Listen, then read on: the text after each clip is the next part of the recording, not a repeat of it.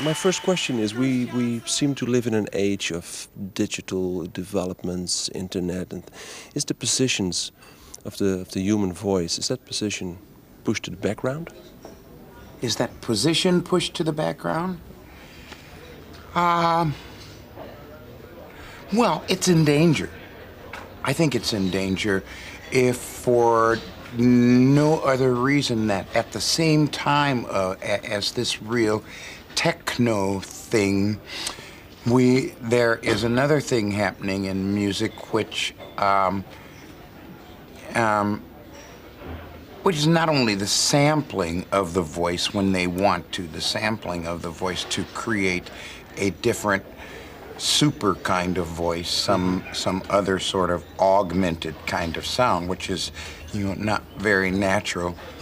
But it's the whole also coming of a new kind of presentation of the human voice as a spoken word. And I really like that. I think that's wonderful, what's happening in rap. But just as it is with every new thing that comes along, it becomes the new nirvana, the new panacea, the new heaven, the new haven, and everybody does it and nobody wants to sing. So that's the real danger, is that in the community where so many great voices came from, especially in today's music, and by that I mean that rich, urban, church-oriented, gospel-oriented, singing bass. I mean, that was the hotbed. That was the spawning ground for so many singers in America and the folks that they influenced. Even if they weren't born, you know, in and around the gospel thing, they had roots there that just sprang out, and they came off a tree that was the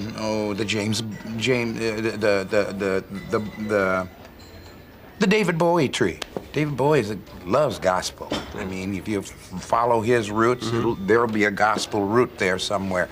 That source and that birthplace is turned away from now. I mean, folks aren't looking at it anymore. It's about rap. So that's the real danger of this new era. And a lot of it is the technological thing too. But the church is still there. It's going nowhere, and there are still wonderful singers coming out of that, and with that as an influence. And the pendulum wonderfully swings both ways. So it'll come back, and there'll be people coming from that sort of background, and they'll go out and sing in blues clubs again, and find their way to center stage as recording artists, I think. Ray Charles, we had the chance to talk to him last night, and he says, mainly what I do is try to share my everyday emotions with the people that I sing and play for. Through my and music. He does. He's one of the, he is the best. I want to be like Ray. I asked him, and I want to ask you the same question. If you are so open with your emotions and your art form as you are, do you feel vulnerable on stage? Very. Mm-hmm. What happens is you just become accustomed to being vulnerable when you let all of that out. I feel, you know, as though very often I'm starting, you know, back here with a zipper and pulling it down and opening it up.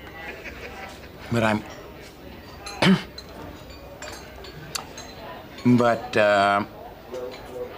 it's vulnerable, but I'm not afraid.